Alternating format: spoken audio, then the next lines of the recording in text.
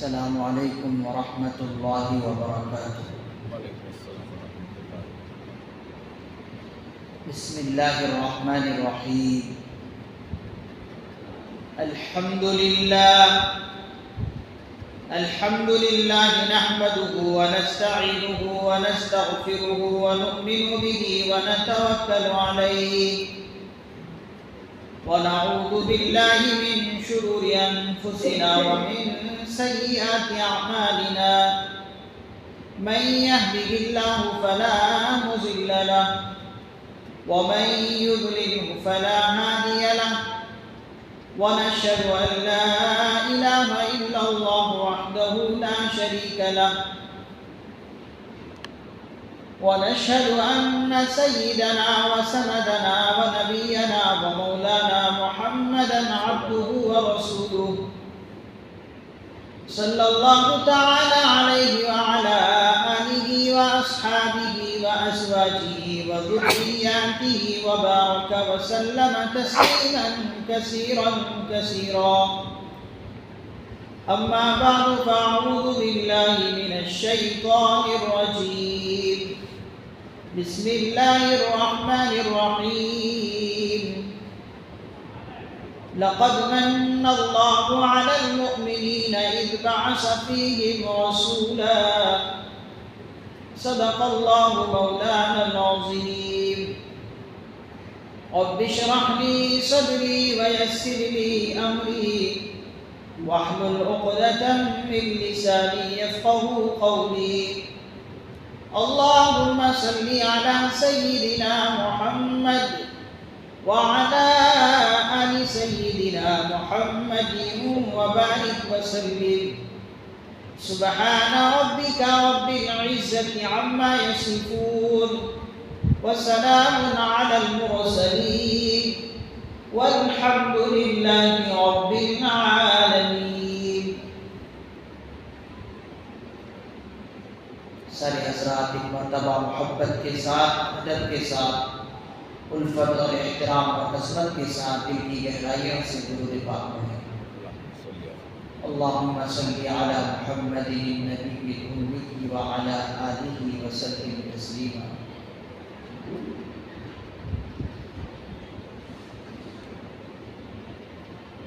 میرے نہایت واجب الاحترام، قابل احترام دوستوں اور بزرگوں اور نوجوان ساتھیوں، آج ربیع الاول کی 30 تاریخ ہے۔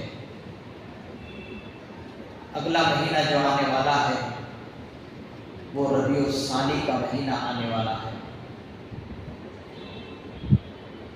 ہم ربیع الاول کے مہینے میں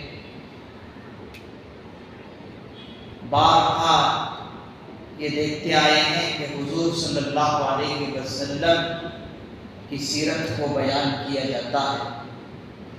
اکثر مشائخ اعظام سیرت پر گفتگو کرتے ہیں اور مقصد یہ ہوتا ہے کہ حضور کی سیرت ہمارے سامنے ہو اور حضور کی سیرت کو اپنا کر ہم اپنی زندگی کو کامیاب کریں۔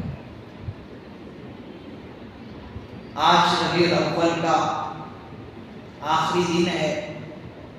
میں کچھ آپ حضرات کے سامنے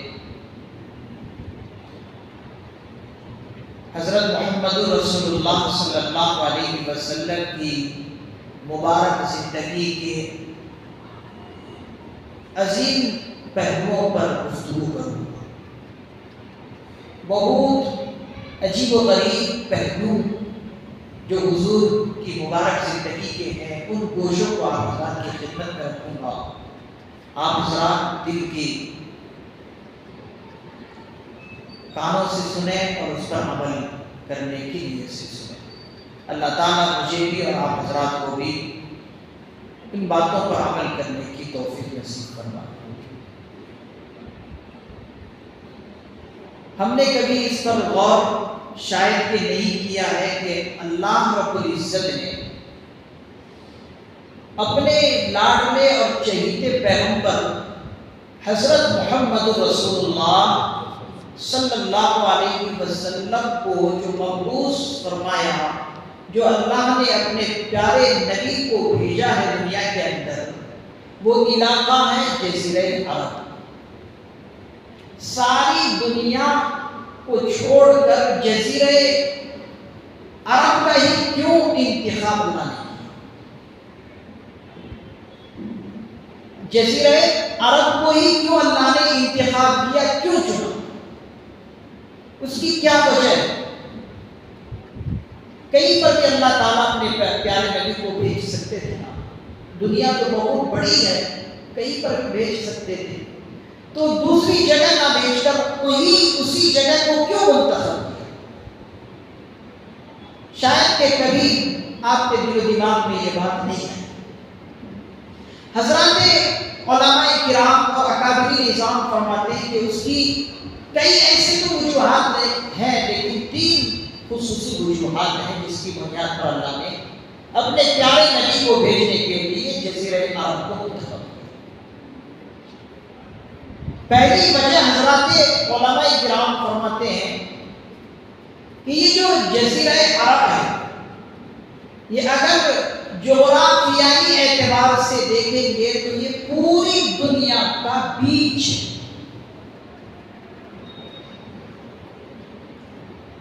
چاروں طرف سے اطراف سے جو ہے وہ جزیرہ بالکل گھرا ہوا تھا، جیسے کہ انسان کا دل ہے۔ اب انسان کا دل بالکل سینے کے بیچم بیچ کہہ لیجیے تو بالکل جسم کے بالکل بیچم بیچ ہے۔ اسی طریقے سے یہ جزیرہ عرب بھی پوری دنیا کا بیچ ہے۔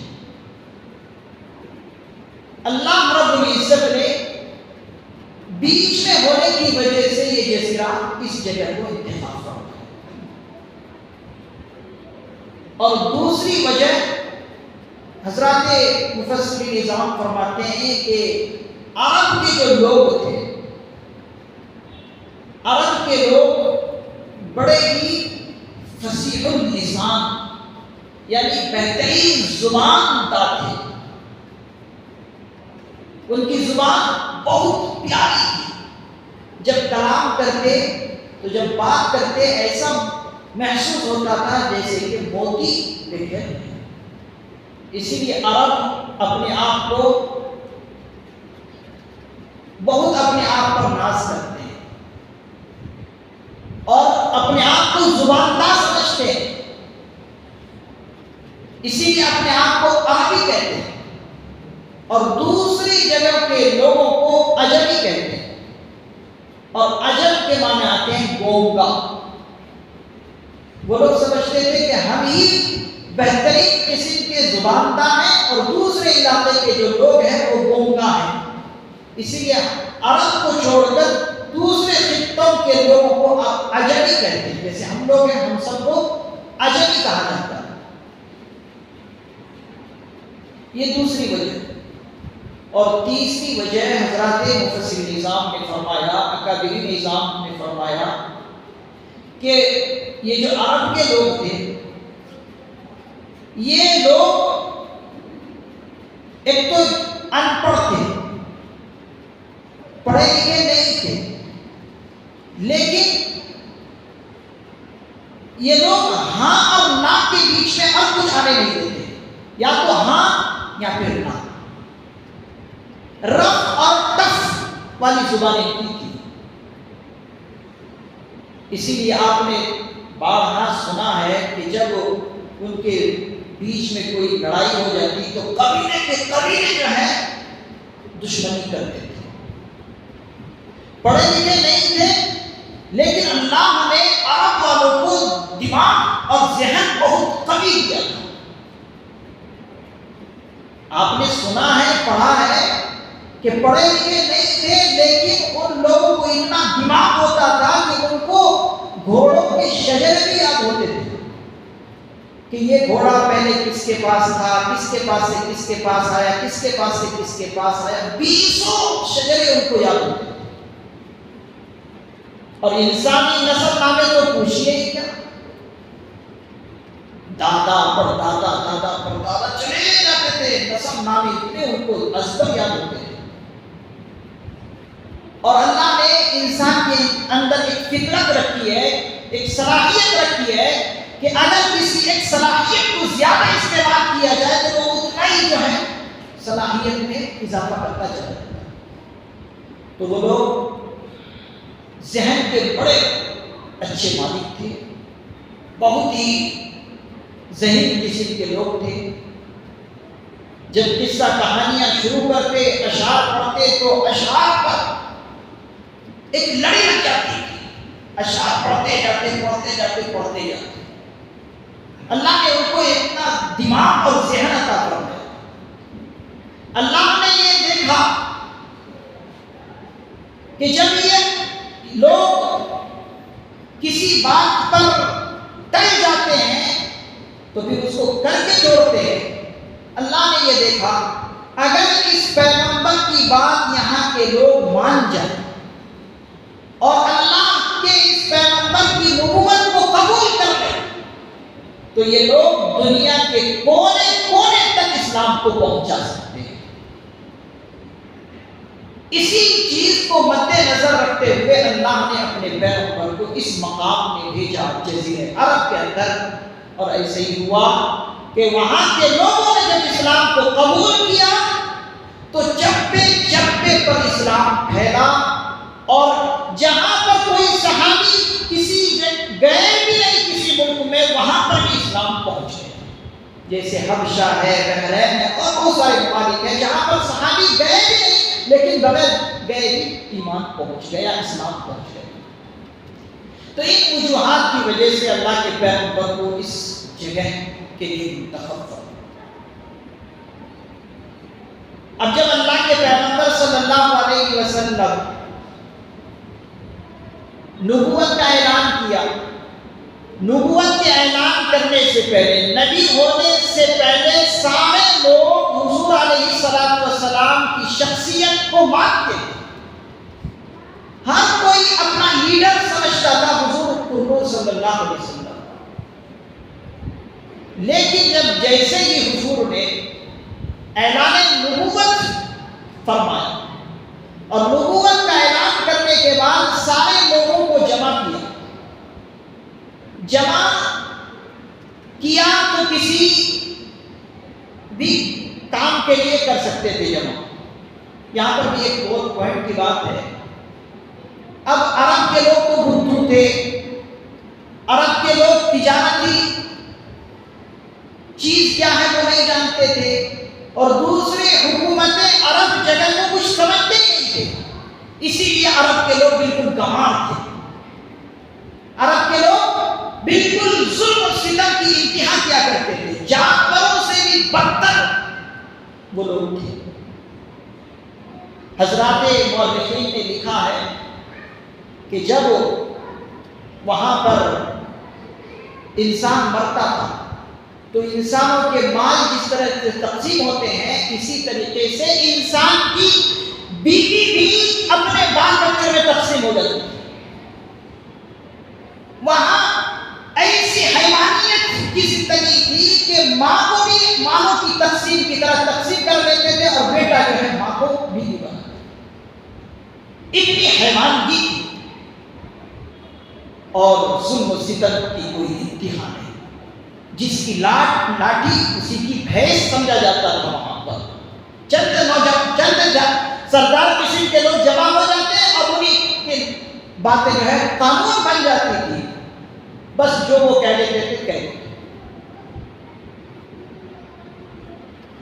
اللہ رب العزت نے ایسے ماحول میں حضور صلی اللہ علیہ وسلم کو بھیجا۔ اب اعلان تو حضور اس بات پر بھی کر سکتے تھے کہ آؤ تجارت کے کچھ اصول بنائیں گے، آؤ کھانے پینے کو تنگی ہے، یہاں پر پانی نہیں ملتا تھا اس جزیرہ عرب میں، آؤ اس پر کچھ بات کریں گے۔ حضور کے پاس یہ بھی تو آپشن تھا کہ ایسی چیزوں کا کوئی اعلان کرتے، لیکن حضور نے انتہائی مشکل کام کو کیوں انتخاب کیا اور وہ دعوت اللہ کو کیوں منتخب کیا؟ اللہ کی دعوت لوگوں تک پہنچانے کے لیے اس کام کو حضور نے کیوں انتخاب کیا؟ اتنا مشکل ترین یہ کام ہے، کیوں اتنا مشکل ترین کام انتخاب کیا؟ یہ کام اس لیے اللہ کے پیغمبر صلی اللہ علیہ وسلم نے انتخاب کیا کہ یہ کھانے پینے کی چیزیں دوسرے نمبر کی۔ سب سے پہلے جس نے انسان کو پیدا کیا ہے اس خالق کو جاننا اور پہچاننا یہ سب سے بنیادی بات ہے۔ اسی لیے اللہ کے پیغمبر نے سارے لوگوں کو اس بات پر اکٹھا کیا اور ساروں کو اکٹھا کر کے کہا قولوا لا الہ الا اللہ تفلحوا۔ اعلان کیا کیا؟ اے لوگوں یہ کہو کہ اللہ ایک ہے، اس کے سوا کوئی معبود نہیں، اگر تم یہ کہہ دیتے ہو تو تم کامیاب ہو جاؤ۔ یہ اعلان کرنا تھا۔ جو آپ کے چہیتے دوست ہوتے تھے، آپ کو لوگ لیڈر مانتے تھے، وہ سب کے سب الگ ہو گئے۔ حضور نے ان سے کہا کہ میں تمہارے درمیان آج سے نہیں ہوں، لقد لبثت فیکم عمرا من قبلی۔ لوگوں نے پوچھا تمہاری نبوت پر دلیل کیا ہے کہ تم نبی ہو؟ لوگوں نے یہ پوچھا کہ تم جو نبی ہونے کا اعلان کیے ہو اس پر دلیل کیا ہے؟ حضرات مفسرین نظام نے فرمایا اللہ کے پیغمبر نے اسی آیت مبارکہ کو دلیل بنا کر کہا اور ارشاد فرمایا لقد لبثت فیکم عمرا من قبلی۔ اے مکے کے لوگوں، اے قریش مکہ، اے تمام کی تمام لوگوں، میں تمہارے پاس پہلے سے ہی ہوں، میری زندگی تمہارے سامنے ہے، میں کیسا انسان ہوں تم سب کے سب جانتے ہیں۔ یہاں پر بہت پوائنٹ کی بات یہ ہے کہ اللہ کے پیغمبر صلی اللہ علیہ وسلم نے دلیل کے طور پر جو چیز پیش کیا ہے وہ کردار کو پیش کیا ہے، وہ کیریکٹر کو پیش کیا، وہ اخلاق کو پیش کیا۔ اور ہم سب یہ بات جانتے ہیں کہ انسان اپنی زندگی کو پیش کرنا لوگوں کے سامنے دلیل کے طور پر یہ بہت مشکل کام ہے۔ سب سے مشکل کام یہ ہے کہ انسان اپنے آپ کو لوگوں کے سامنے دلیل کے طور پر پیش کرے۔ اللہ کے پیغمبر صلی اللہ علیہ وسلم نے کسی اور چیز کو لوگوں کے سامنے دلیل بنا کر پیش نہیں کیے ہیں، اگر دلیل بنا کر پیش کیے ہیں تو وہ اخلاق اور کردار اور کیریکٹر کو دلیل بنا کر پیش کیے، اور اسی اخلاق اور کیریکٹر اور کردار کے ذریعے سے اللہ کے پیغمبر نے لوگوں کے دلوں کو جیتا۔ دشمنان اسلام پر کیچڑ اچھالتے ہوئے یہ کہتے ہیں کہ اسلام تلوار کے زور سے پھیلا ہے۔ میں ان سے کہنا چاہتا ہوں کہ اگر اسلام تلوار کے زور سے پھیلتا تو پھر کسی بھی جگہ پر لوگ غیر مسلم ہوتے ہی ہیں، ہر جگہ لوگ اسلام کے ماننے والے ہوتے ہیں۔ بلکہ اگر اسلام پھیلا ہے تو کردار کے ذریعے سے پھیلا ہے، کیریکٹر کے ذریعے سے پھیلا ہے، حضور کے اخلاق عظیمہ اور اخلاق کریمہ سے اسلام پھیلا ہے۔ اس لیے کہ تلوار کو چلانے کے لیے پہلے ہاتھ استعمال ہوتے ہیں۔ اب کچھ لوگ یہ اعتراض کرتے ہیں کہ عرب کے اندر کچھ جنگجو جمع ہو گئے تھے جس کی وجہ سے اسلام پھیلا۔ میں ان سے پوچھتا ہوں اگر جنگجو جمع ہوئے تو ان جنگجو کے دلوں کو کس نے جمع کیا؟ ان دلوں کو پہلے فتح کس نے کیا؟ ان دلوں کو فتح اگر کسی نے کیا ہے تو وہ اخلاق نے کیا ہے، تبھی تو اکٹھا ہوئے سب کے سب۔ معلوم یہ ہوا اسلام تلوار کے زور سے نہیں پھیلا بلکہ اخلاق اور کردار اور کیریکٹر کے ذریعے سے اسلام پھیلا۔ حضور کی مبارک زندگی کے آپ کچھ پہلو پر نظر ڈالیں۔ حضور علیہ الصلوۃ والسلام کتنے اخلاق کریمہ والے انسان تھے، کیسی عظیم اخلاق حضور کے تھے کہ جب مکہ فتح ہوا، مکہ فتح ہونے سے پہلے جب حضور علیہ الصلوۃ والسلام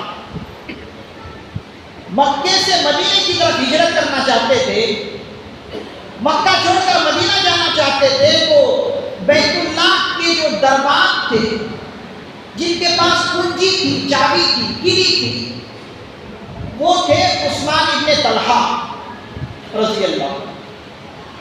ان سے حضور نے کہا کہ عثمان ابن طلحہ چابی دو اور بیت اللہ کھولو، یا پھر میں کھولوں، میرا دل چاہتا ہے کہ اس کے اندر عبادت کروں۔ عثمان ابن طلحہ نے کہا کہ میں بیت اللہ نہیں کھولوں گا، اور حضور نے ان سے کہا اگر نہیں کھولو گے تو پھر ایک بات سنو،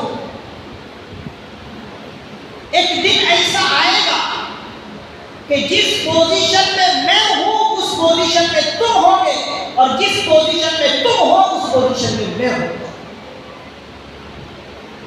ایک دن آئے گا کہ آج تمہارے پاس چابی ہے، لیکن دن آئے گا کہ وہ چابی میرے پاس ہوگی اور تم اس لائن میں کھڑے ہوگے۔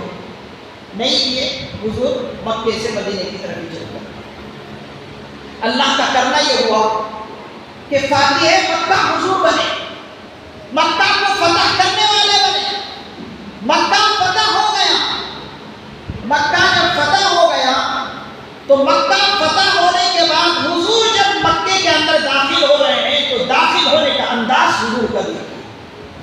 کتابوں کے اندر لکھا ہے کہ حضور علیہ الصلوۃ والسلام سوار ہیں سواری پر، اور آپ کی پیشانی مبارک سواری کے بالوں، پیشانی کے بالوں سے لگے ہوئے، یعنی بالکل جھکے ہوئے مکے کے اندر داخل ہوئے۔ جبکہ دنیا کی قوموں کا یہ دستور ہے کہ جب کسی قوم کو فتح کرتے ہیں تو وہ سینہ تان کر داخل ہوتے ہیں، لیکن حضور کے کریمانہ اخلاق دیکھیے کہ بالکل عاجزی کے ساتھ مکے میں داخل ہو رہے ہیں۔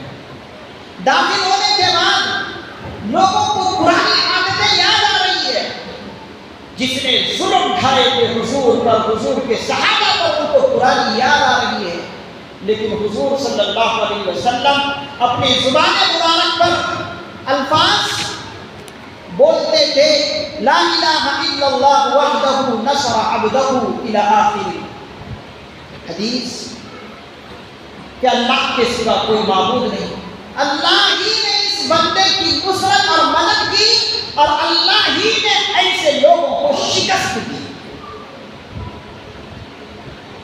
مکہ فتح ہوگا، اس طرح سے داخل ہو گئے۔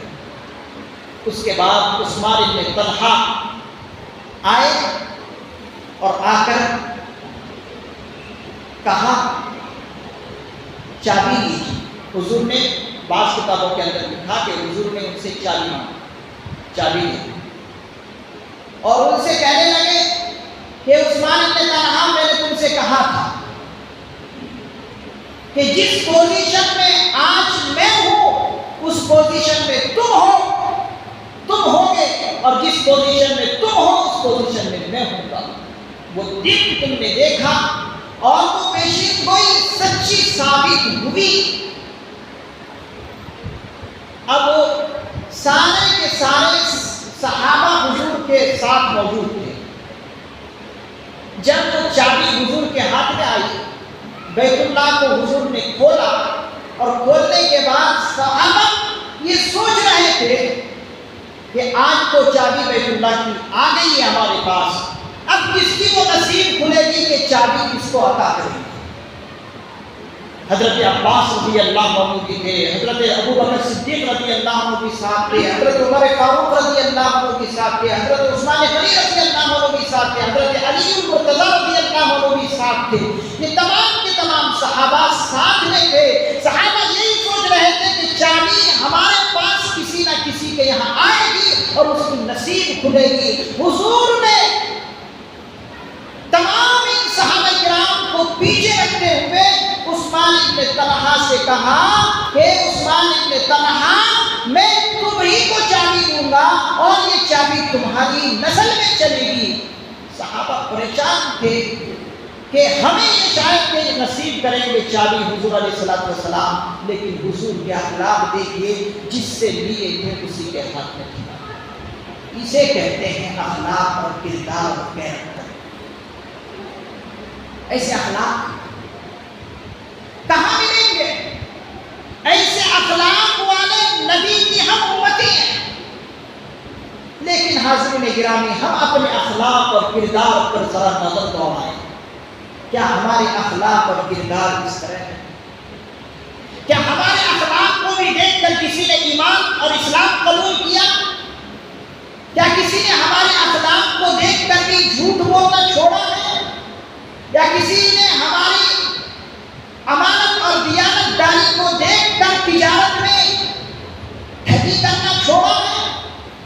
یا کسی نے ہماری صاف اور ستھرائی دیکھ کر کوئی غیر مسلم اسلام قبول کیا ہے؟ کیا ہم کسی کی اتنی حیثیت اور تعاون کر کے کسی کو اسلام لانے پر مجبور کیے؟ حاضرین گرامی، کہنے کہ ہم حضور کی امتی ہیں، لیکن حضور کے اخلاق اپنانے ہم بالکل زیرو ہیں. بالکل زیرو ہیں. آپ وہ واقعات کیوں نہیں پڑھتے اور ان سے سبق کیوں نہیں لیتے کہ جن اخلاق سے انسان کی زندگیاں سبر کی ہے؟ ایک عجیب واقعہ جو بارہا ہم سنتے ہیں، کتابوں کے اندر لکھا ہوا ہے. یہ اعلان نبوت سے پہلے جب حضور علیہ السلام بیت اللہ کی طرف جایا کرتے تھے عبادت کرنے کے لیے، تو ایک بڑھیا جو ہے کوڑا کرکٹ ڈالا کرتا تھا، اور اس طرح ڈالنے کا انداز ہوتا تھا کہ گرد و غبار حضور کے کپڑے پر پڑتے. ایک دفعہ نہیں، دو دفعہ نہیں، درجنوں بار وہ بڑھیا کوڑا کرکٹ ڈالتی تھی اور گرد و غبار حضور پر پڑتے تھے، لیکن حضور خاموشی کے ساتھ جاتے اور آتے، کبھی تو ہوا نہیں، کیونکہ وہ بیوہ ہوتی. ایک دفعہ وہ بڑھیا عورت بیمار ہوئی، کوڑا کرکٹ ڈالنا چھوڑ دیا تو حضور کو احساس ہوا کہ وہ بڑھیا عورت جو میرے اوپر ڈیلی جو ہے کوڑا کرکٹ ڈالتی تھی وہ کہاں نہیں. صحابہ سے جانچ پڑتال کیا گیا تو معلوم چلا کہ وہ بڑھیا بیمار. اب جب بڑھیا بیمار ہے تو حضور علیہ السلام خود بذات نفس نفیس اس بڑھیا کے دروازے پر گئے اور دروازہ کھٹ کھٹ. اس گھر کے اندر سوائے اس بڑھیا کے اور ایک جوان العمر بوڑھی کے، جوان العمر لڑکی کے کوئی نہیں. دروازہ کھٹکھٹایا. اب بیمار ہے وہ بڑھیا اور اس گھر میں کون ہے؟ ایک جوان العمر لڑکی ہے. لڑکی نے اشارے سے کنکھیوں سے باہر دروازے پر دیکھا ایک نوجوان کھڑا. تو وہ دوڑتی دوڑتی اپنی ماں کے پاس گئی اور کہنے لگی کہ وہی نوجوان آیا ہے جس پر آپ کوڑا کرکٹ ڈالتی تھی. میں آپ کو بارہا منع کرتی تھی کہ نہ ڈالو، لیکن آج وہی دروازے پر آیا ہے. نہ جانے آج ہمارے ساتھ کیا حال بنے گا. ہمارے گھر میں کوئی مرد نہیں ہے، صرف ہم دونوں ہیں. آج ہماری حالت کیا ہوگی نہیں معلوم. وہ لڑکی دروازے پر آتی ہے اپنے ماں کے کہنے پر اور دروازہ کھولتی ہے. دروازہ کھولتے ہی پوچھتے ہیں اے نوجوان تو کیوں آیا؟ تو اس نے کہا، حضور علیہ السلام نے ارشاد فرمایا کہ میں نے سنا ہے کہ تمہاری ماں بیمار ہے اور میں نے یہ احساس کیا کہ اس گھر میں تم اور تمہاری ماں کے سوا کوئی نہیں ہے. میں صرف اس غرض سے آیا ہوں کہ کچھ دوا اور کچھ علاج کی چیزیں آپ کو دلا دوں. دوائی لانے کے لیے، گھر کے سامان لانے کے لیے میں حاضر ہوں. بتاؤ تمہیں کیا کیا چیزیں ضرورت ہے۔ یہ بات وہ بڑھیا سنتی ہے اندر سے، اور سننے کے بعد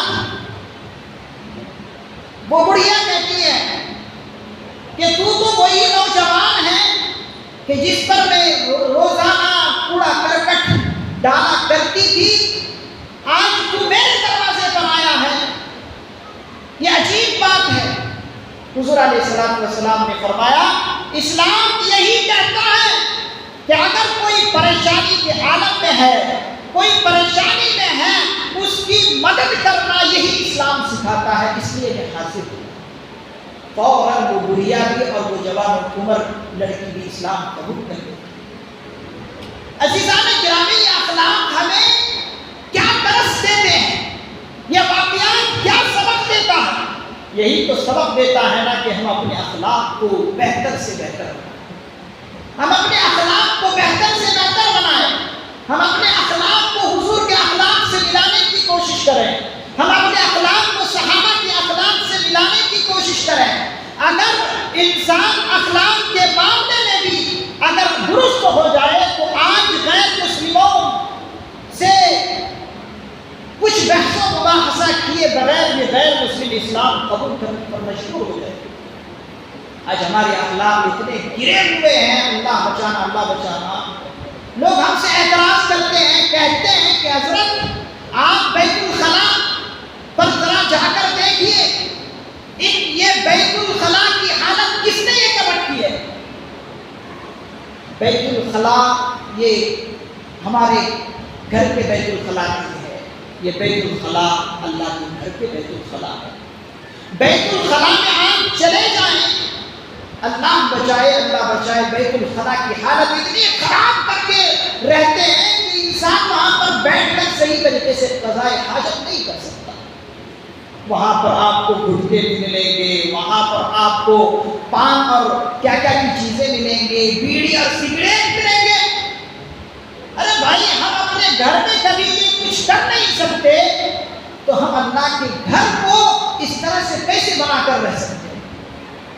یہ اخلاق ہمارے اتنے گرے ہوئے ہیں۔ حاضرین گرامی، ہم اگر کامیاب ہونا چاہتے ہیں تو اخلاق کے ذریعے سے ہی کامیاب ہو سکتے ہیں۔ اگر اخلاق ہمارے درست ہو گئے تو انشاءاللہ اخلاق کو دیکھ کر اسلام قبول کرنے والے بنے۔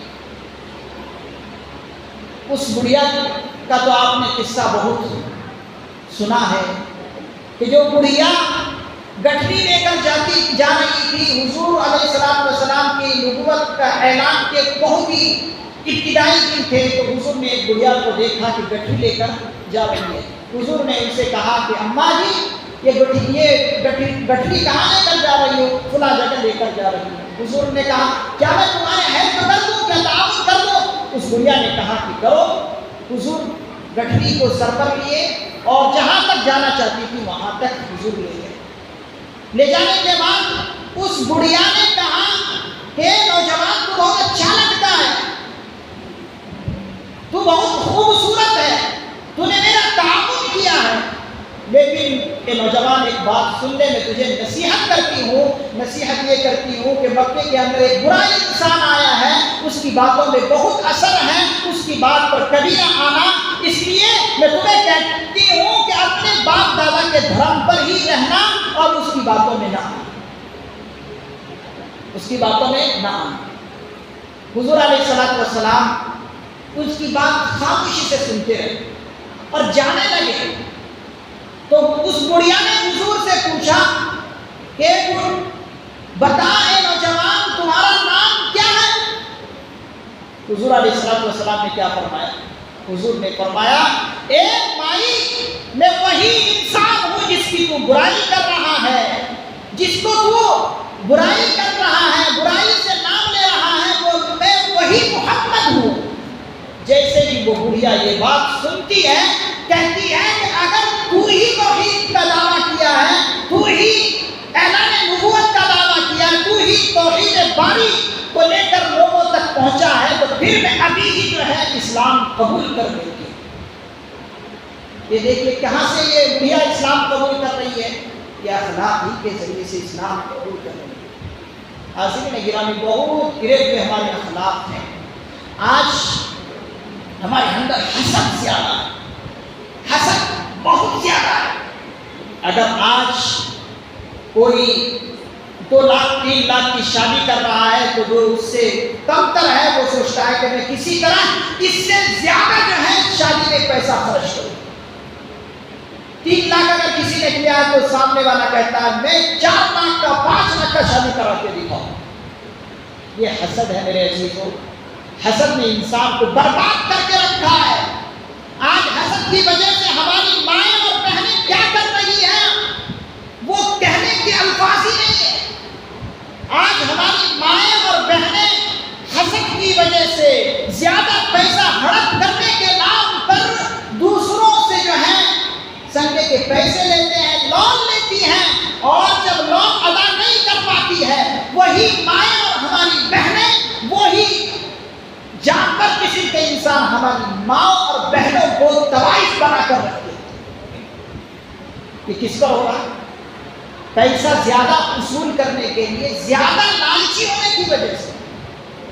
آج لون کے نام پر کتنی ہماری مائیں اور بہنیں اور بیٹیاں ہیں کہ غیر ان کو سودا کر چکے ہیں اور فاحشہ زندگی گزار رہے ہیں. یہ لون کے نام پر ہو رہا ہے اور یہ حسد کی بنا پر ہو رہا ہے، ایک دوسرے سے آگے بڑھنا. یہ تمام کی تمام چیزیں اسلام میں بالکل قطعاً حرام ہیں. ان چیزوں سے ہمیں پاک اور صاف ہونا ہوگا اور اپنے معاشرے کو پاک اور صاف بنانا ہوگا. خود بھی اخلاق کے زیور پہننے ہوں گے اور ہماری اولاد کو اور ہماری نسلوں کو بھی اخلاق کے زیور پہنانے ہوں گے. تبھی ہماری نسل آگے بڑھے گی اور خوبصورت اسلامی معاشرہ بنے گا. اللہ تعالیٰ سے دعا ہے اللہ تعالیٰ ہمیں بہترین اخلاق سے آراستہ اور پیراستہ فرمائے اور اللہ تعالیٰ ہماری نسلوں کی ایمان کی حفاظت فرمائے. وآخر دعوانا الحمدللہ رب العالمین.